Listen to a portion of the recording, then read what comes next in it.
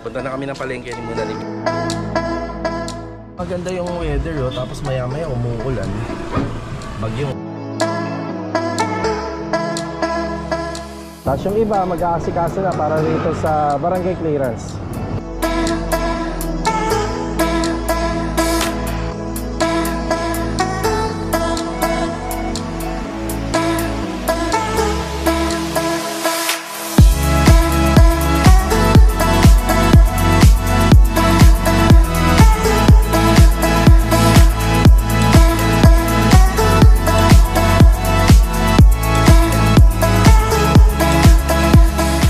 Overall, hindi naman overall yung yun lang. Tapos finish po.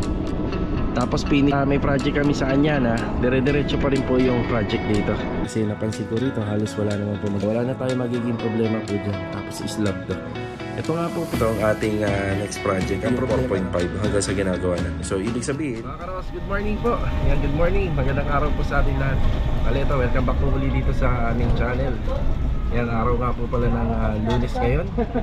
Yan, bali hindi nga po muna tayo nagpapasok. Tatapusin muna natin tong bagyo ngayong araw po ng Lunes. Bali bukas kapag okay na, dire-diretso na po tayo. Bali meron nga po pala tayo mga bagong ipapasok na tao dito sa ating house renovation. Tapos pupunta rin po pala tayo rito sa barangay mamaya. Dahil hindi kami nakakuha nung Friday ng barangay clearance. Tapos check din natin yung bahay ni Ate Gladys dahil nag-uulan niya. Tingnan din natin kung ayos ba yung renovation na ginawa po natin doon. Ito mga karos, samahan niyo po muli kami ngayong araw po ng linggo. Yan, binabati ko nga pala si Louie ng happy birthday. Yan si Louie. Yan, more birthdays to come pa, Louie. God bless. Yan mga karos, punta muna tayo ng palengke. Yan, let's go. Tara. Mga karos, good morning po. Yan, good morning. Nandito kami kila ate. Louie, good morning. Good morning. Happy birthday, Louie! Happy birthday! Medyo madami yung nagbe-birthday ngayong October, no? Ano sabi mo, Louie? Ano sabi mo? Ano wish mo? Walang handa? Walang handa? Anong wish mo? Anong wish mo? May handa? Oh? Pwede naman, no? Pwede naman, no? May handa na pa po. Ano ba gusto mo? Ano ba gusto mo? Jollibee? One-piece chicken? Jollibee, oh, si Jollibee to eh. Yan, happy birthday kay Louie. Wala nga po pala kaming pasok ngayon. Yan, nag-declare tayo na wala mo ng pasok. Apektado rin po kasi yung mga project natin pagka ganito. Okay, nandito kami. Inspection lang kasi umuulan po simula kaninang gabi hanggang ngayong umaga. Yan, dito madaling makita kung may tulo yung gawa natin. So far, wala naman. Ayos. Tsaka lagi naman nandito si Louie. Sabi ko, mag-update sa amin. Sa sunroom, ayos din. Ayan. Sa sunroom, ayos din. Yung mga susunod na gagawin po rito, ito, babaklasin po itong kisame. Tapos gusto ni ate, may kisame na rin po dyan.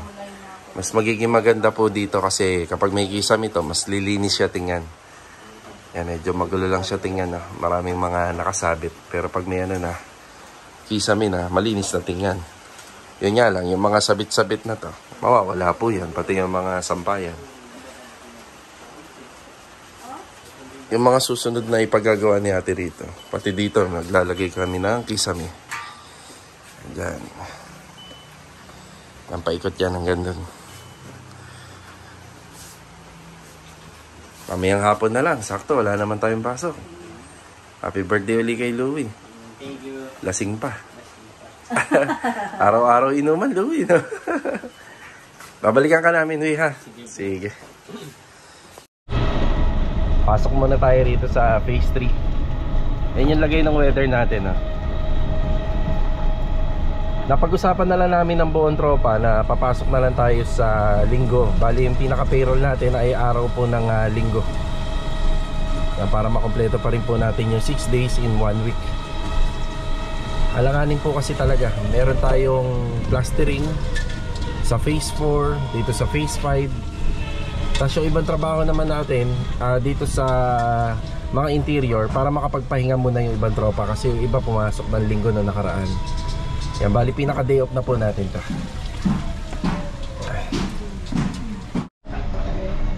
Nagbayad muna kami ni Mrs. ng aming utang sa merienda dito sa kinukuha natin tindahan ni Candy sa Phase 3. Okay, pupunta muna tayo ng palengke.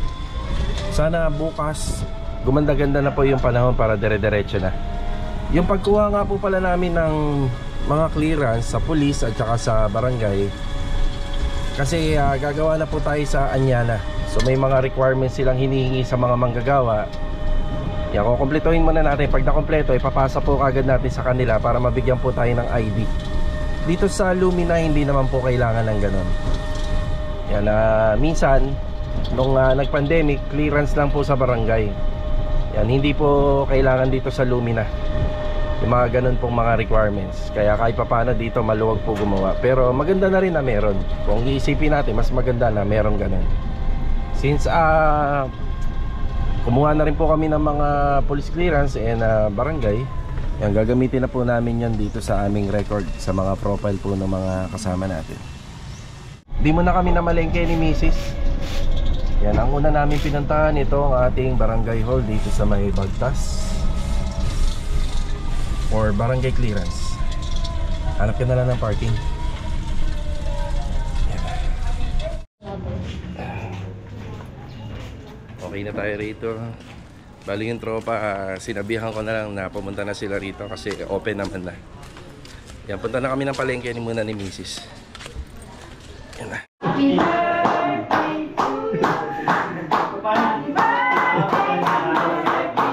birthday to you! Happy birthday!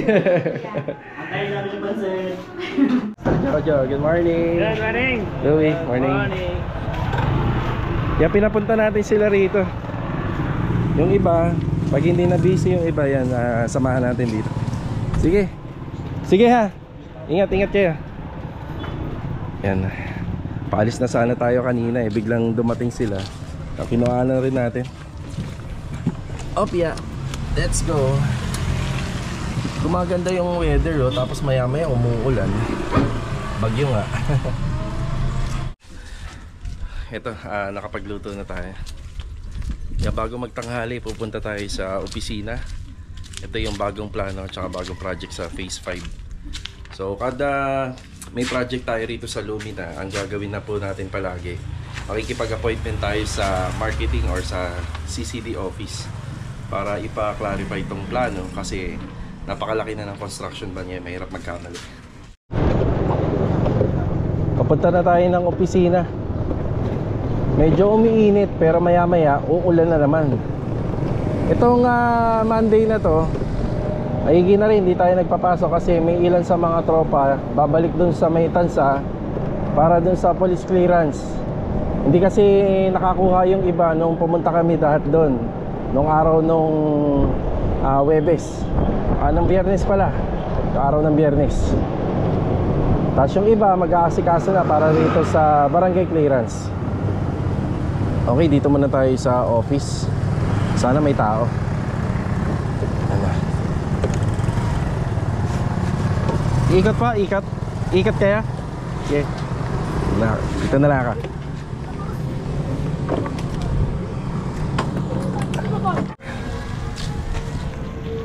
Okay, sad to say, walang tao. Bukas daw. So yung plano kasi na nilabas sa munisipyo, iba rito sa plano sa Lumina. Pero halos lahat kasi ganito yung nilalabas eh. Kaya ipapa-clear lang sana natin para sigurado tayo. Tara. Dahil walang tao sa office, dediretso na rin tayo kila Master Batang. Good sign to kapag gumanda-ganda yung weather hanggang maghapon. Ibig sabihin bukas maganda na talaga yung weather. Eh, like, may sakit ka? Ano lang yan, gin calamansi. Tinablang ka na, pare na. Eh, puro alak ba naman ang laman ng katawan sa loob ng isang taon, no? Kaya sa ano, katabi mo? Ay, ito. Sa Phase 6, nagpagawa na. Sir Lester. Lester Randa. 24-1. Phase 6. Buo na, isang buo. Oh, yan. Nalagyan yung sa may rep. Ay, hindi na nagpalagay sa rep. Ayos. Yan, shoutout kay Sir Lester. Sa inyo rin talaga ang bagsak pare na. Warap. Nagmerienda ka na, Boom? Nagmerienda ka na. Busog na. Okay, pumunta tayo rito. Bali itong aluminum cabinet doon sa phase 1. Hello. Ito gawa na. Halos magkakamukha sila no, sa mga project namin. Ito kasi talaga yung gusto nila client. Yan, wala siyang pull out basket. Tapos mamaya hakutin na nila to, dadalhin na nila doon para safe na po. Bliss. Marunong mag-bliss ha. Tinuturuan mo no. Mostly. Nagdamit ka na, Boom.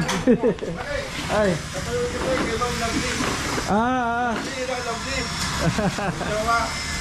Iyan na. Lovely and Kenneth na. Lovely and Kenneth. Iyan. Love you. May sakit pa si Master Batang. Ito pala, sa dati namin ginawa na Athena. Kaya na pumunta na pala rito para magpagawa. Ayun no, kapitan eh. May pinto na rin. Nagpalagay na screen door. Ayos. Kung anong set ng sabi lang. Ganun din. Tapos kinopya din. Ganyan din. Oo. Hindi, doon. Hindi ko pa nabasa yun sa kontrata namin. Babalikan kita. Okay. Oo. Ayos. Ako na ito sa office. Yan.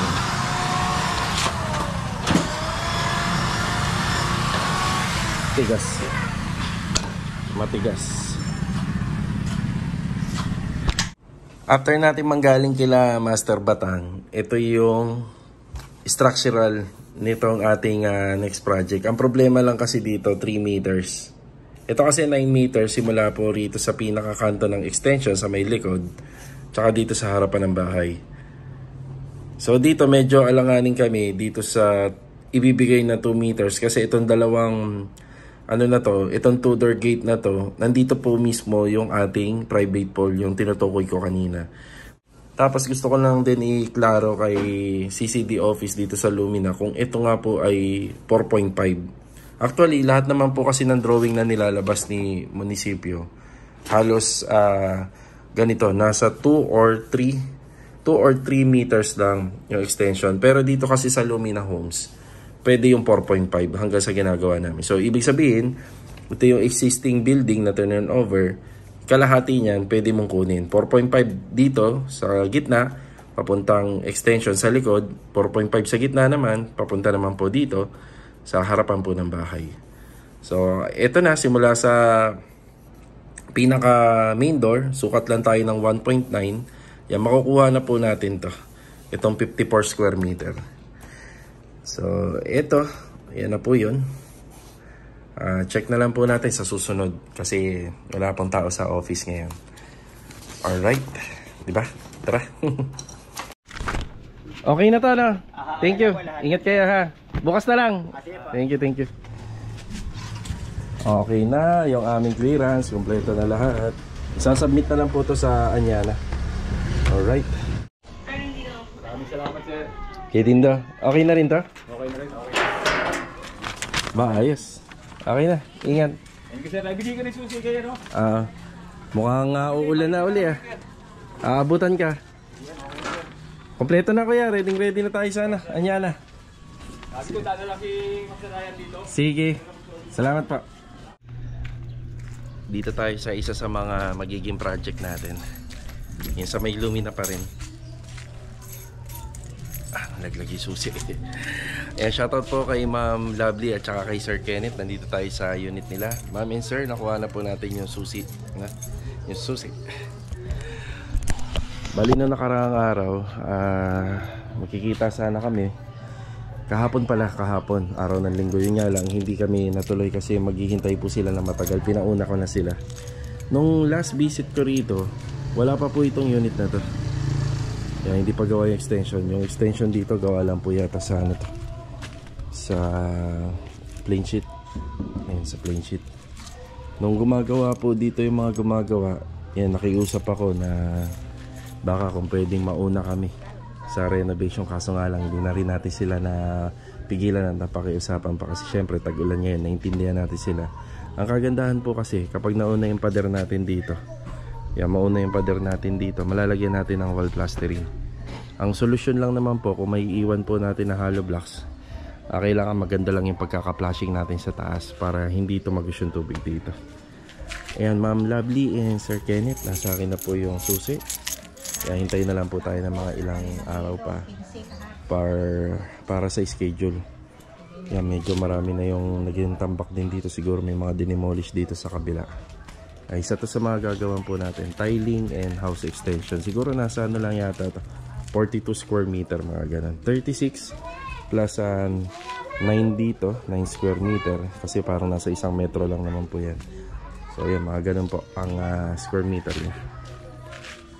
Yan, dinaanan ko na rin. Araw-araw din po nanonood sila Ma'am Lovely at saka Sir Kenneth. Yan, dito na po yung susi sa akin. Sayang hindi kami nagkita kahapon. Yan, mukhang uulan na naman, no? Yan, bonus stage na to na hindi tayo nagpapasok, nakapagpahinga yung tropa. Dahil sa mga susunod na linggo, halos wala na po kami yatang day off. Yan, yung mga gustong pumasok, dire-diretso po ang trabaho. Bali mga karos, ihahatid na rin nila Master Ryan yung aluminum na pinuntahan natin sa kanila kanina, sila Master Batang. Yung ginawa namin dito. Bali yung aluminum na yon ay dito po sa project natin sa phase 1. Yan, binigay ko na lang yung susi sa kanila. Yan, para dito yan. Yan, dadalhin na lang nila dyan para kahit pa paano mabawas-bawasan po yung mga gamit po dun sa kanila. Lumuwag-luwag, tsaka iwas gas-gas na din. So kapag ikakabit na lang, kukontakin na lang natin sila. Yan. Mga gamit natin. Ito nga pala, may bakod na.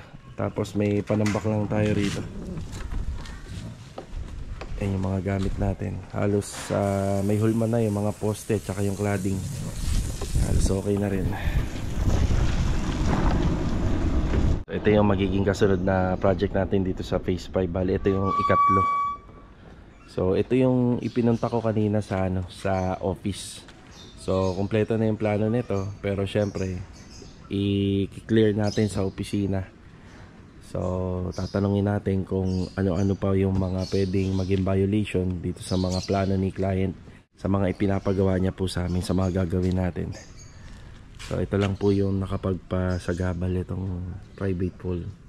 So sana napunta na lang yan dito sa bandang gilid o kaya dito sa dulo po ng gate niya, para pag ginawa po natin yung bakod, halos maganda po yung pagkaka-execute, diba?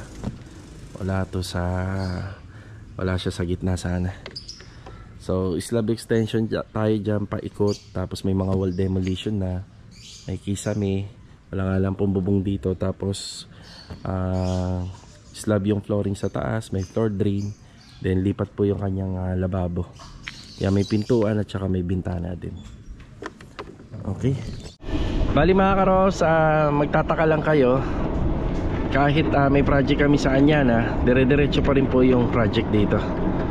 So kumuha tayo ng 5 tao. Yan yung topic natin ngayon. Kumuha tayo ng 5 tao, pero galing po yun sa kaibigan kong contractor yung mga tao. Bali may pending po kasi yata silang project na hanggang ngayon ay hindi pa nare-release yung mga requirements, kaya hindi masimulan. Bali yung mga tao niya para po ay hindi po mabakante, ako kunin natin. Bali ako po, bihira po akong humiram ng tao for finishing. Gusto ko sa mga finishing yung mga tao ko pa rin. Pero sa mga structural, yan, pwede po tayo magpa-extra. Pwede tayong kumuha ng ibang tao. So syempre ganoon naman po talaga sa ganitong klaseng kalakaran ng negosyo. Para ma-accommodate natin or magawa natin lahat ng ibang project, kailangan natin kumuha ng tao.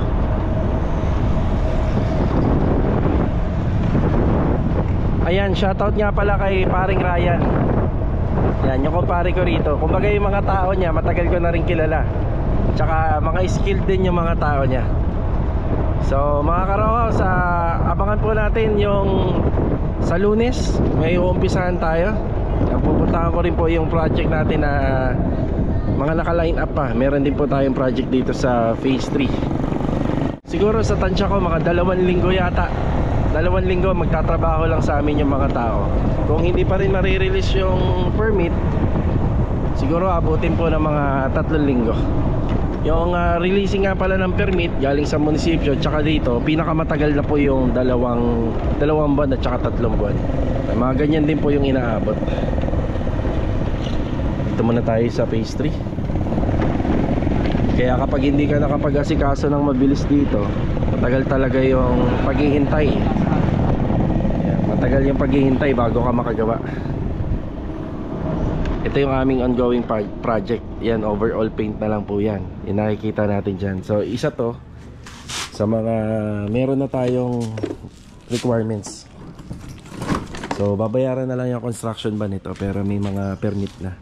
So dito ko ilalagay yung mga bagong tao na kinuha natin, kasi napansin ko rito halos wala naman po magiging problema. Napakaganda ng ground level.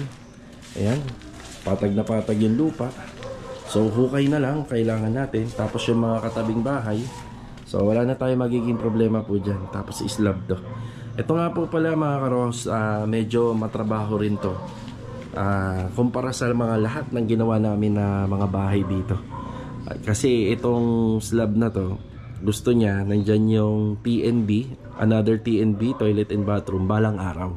Kaya kailangan may mga abang tayo ng linya rito. So sa madaling salita, matitibag po namin yung floor slab sa second floor para dito sa existing na TNB ni Lumina. So matatanggal po natin yan kasi gagawa tayo ng proposed plan para sa linya ng toilet and bathroom sa taas. So ito yung gusto niya para naka-maximize yung space po dito. So balang araw gusto niya maging balkonahe yan, yan taas. Yan dyan sa dulo. Yan, terrace. Tapos ito naka-slab. So sa 5 taong kukunin natin within 2 weeks, marami na po magagawa yan dito. Tsaka medyo improve na po itong loob. Yan, medyo improve na po yan. Ang balak niya nga dito, itong TNB dito sa first floor, gusto niya ma-extensionan. So gusto niyang pahabaan. Siguro masasakop na tong isang pinto rito. Yan, nahabaan. Yan, abangan po natin yan mga karakos sa mga susunod na linggo. Bali ito mga karakos, ito lang po muna yung vlog natin ngayong araw po ng Lunes. Yan, medyo alanganin po tong araw na to kasi may pumasok na bagyo. Tsaka medyo apektado yung ano natin, medyo apektado yung gawa. Pero sa nakikita ko naman po, gumaganda na po yung weather, kaya bukas tuloy-tuloy na po yung trabaho natin. So abangan po natin yung ibang magkakasabay pa na project natin, kasi yung sa Anyana masisimulan na po yan baka next week na, maumpisahan na rin. So hanggang dito na lang po muna yung vlog natin mga karos ngayong araw po ng Lunes. Yan, kita-kita na lang po ulit tayo for the next video. Yan, paalam po muna. God bless. Dito kami sa Jollibee. Oh, happy birthday Louie. Happy birthday. Master Jaja. Oh, happy birthday. Sige, birthday niya. Parang ang lungkot nitong tao na to. Tingnan mo. Nandyan lang siya, oh. Happy birthday to you. Happy birthday to you. Ayan, oh. Happy birthday. Happy birthday. Happy birthday. Oh, yung pangako ni Joy, yung Jollibee mo, ayun, nandun. Ayan na, binilang ka tayong Jollibee ah. Tsaka binilang ka ni ma'am ng cake. Di ba? Oh, ito na yung cake mo, Louie. Oh, yun, oh. Oh, bigay ko yan sa'yo ah. Oh, bigay ito ni Ma'am Tet. Oh, thank you muna tayo dyan. Ayan. Thank you, ma'am.